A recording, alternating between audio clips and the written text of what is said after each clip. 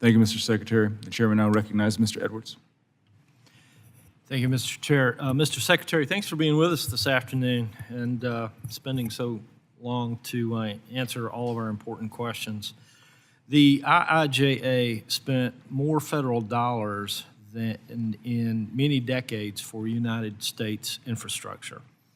Specifically, the IIJA authorized and appropriated $661 billion over 5 years for DOT programs, more than double the amount authorized in the previous Surface Transportation Law, the FAST Act.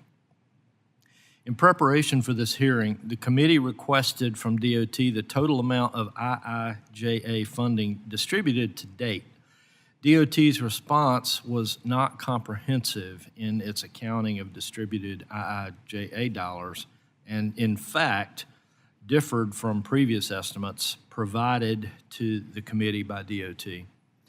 Do you agree, just a simple yes or no, that in order to effectively monitor funds, you should be able to accurately pull an accounting of what funds have been allocated and where they've been sent? Oh, absolutely, and I can assure you that we do. We take great care to make sure that we can track these dollars, but we also know how complex it can be to be able to answer what seems like a simple question when you're tracking this many projects. And so how can the department be trusted to administer hundreds of billions of dollars when it can't, at this time, provide clear and concise information to the committee of jurisdiction? Well, take a case where formula dollars go out to a state, and the state has met the requirement to be able to have those dollars passed to that state. Now, traditionally, we wouldn't follow those dollars past whether they were federally compliant, but the reality is for those dollars to turn into dirt moving, bridges getting built, or whatever the project is, we would want to know that. Now, the only way to officially require that information would be to impose a mandate on the state, which we don't want to do. We don't have the authorization to do, but we need to follow the funds so it's not a fire and forget sort of thing. All right. And so that's what we're working to try to make sure we create the visibility on, not just to make it available to the committee, but to make it available to the public, as you'll see increasingly available through the online tools we've created for project tracking. And so, given the concerns that DOT was unable to provide a comprehensive accounting of IIJA funds, is there any way that you can commit to a particular time frame to provide this committee a full account of IIJA funds that have been announced, obligated, and outlaid to date?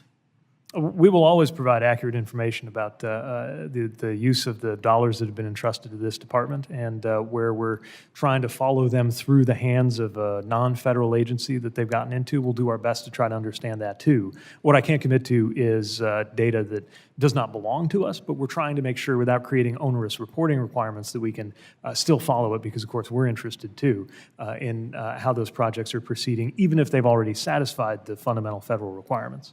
And so who would be in a position best?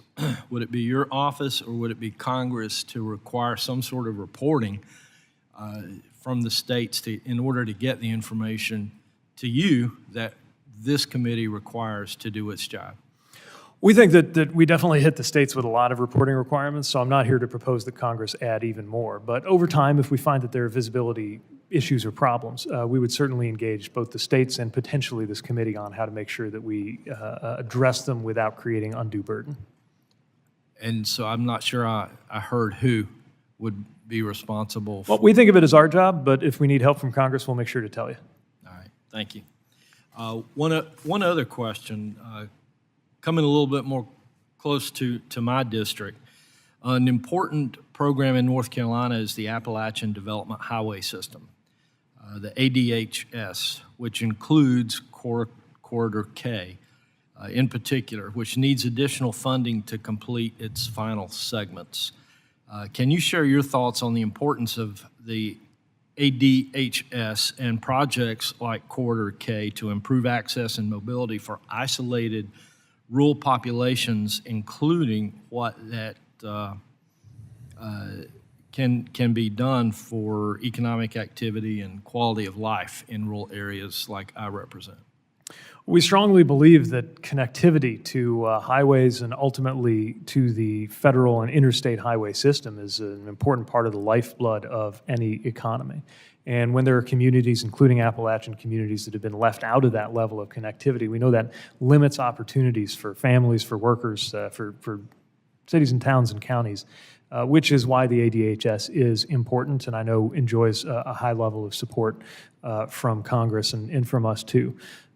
When you have that kind of connection, horizons open and it becomes more likely that people who live in these rural communities don't have to fear that the next generation won't find any opportunity on the soil that produced them. And we're very committed to doing our part to use transportation to benefit the future of those communities, including through efforts like the ADHS.